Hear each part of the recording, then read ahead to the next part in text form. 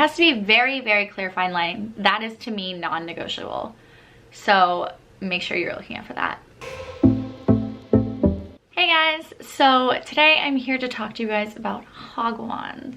Dun, dun, dun. I know that a lot of you guys are asking me about Hagwons and Hagwon teaching. There are some very, very important things to know if you are coming through Hagwons and what you need to look out for when you're looking for jobs here. So the first thing is, it really doesn't matter where you're kind of applying, whether you're applying through Days USL, Craigslist, Facebook forums. You can really apply to anything. Sometimes you guys ask me like, which recruiters do I trust?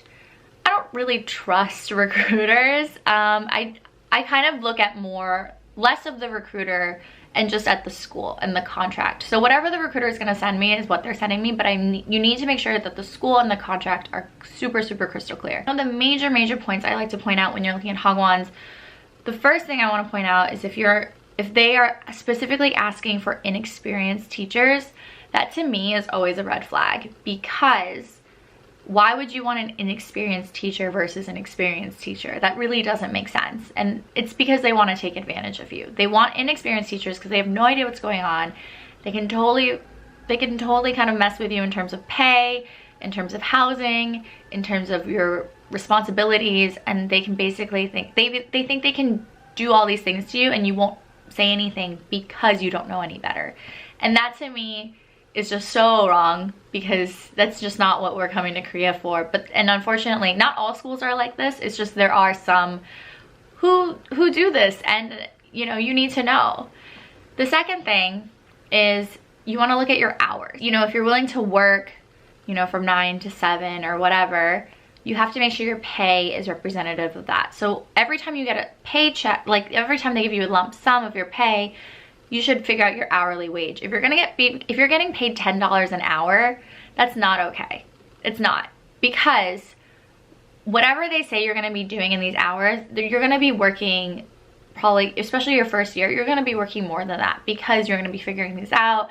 You're probably gonna get a lot of extra work, and you're probably not gonna get a lot of grading time.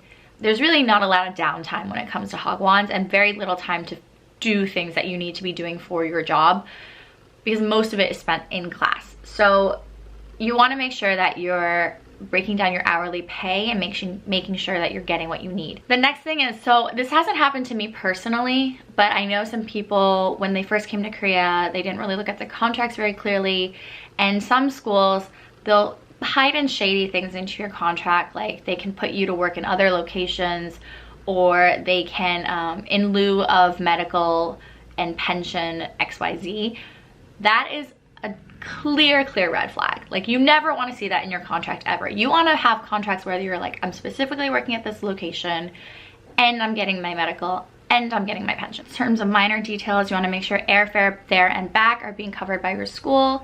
You want to make sure that you're going to get maybe a severance pay. So it should be in your contract that a full completion of the year contract, you get a month's extra pay, and that's your severance pay. That you should be getting that as a standard. It has to be very, very clear, fine line. That is, to me, non-negotiable.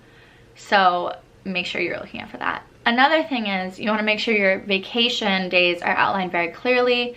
If your school's only offering you 6 days of vacation total, that to me is ridiculous. At least they need to make sure you're getting all your public holidays, right? Your public holidays, plus ideally a week in the summer, a week in the winter. Those should be pretty standard. Unfortunately, they are not.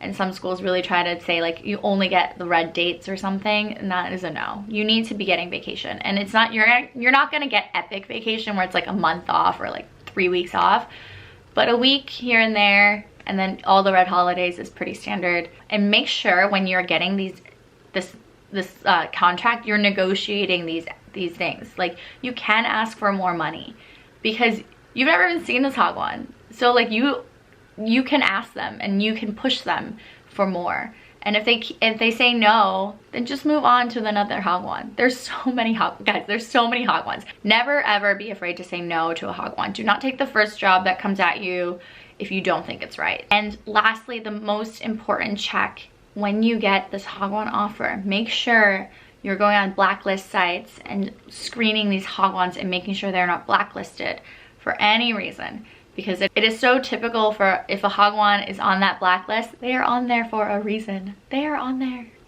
because you should not be working there. I can't guarantee that even if you do all the right things and you secure everything, it's gonna be super golden and flowers and daisies.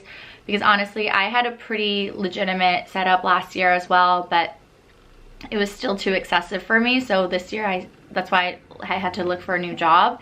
And I'm much happier at this job. And every Hagwon is so different, as proven through even my own experience, that I cannot say what's right for you.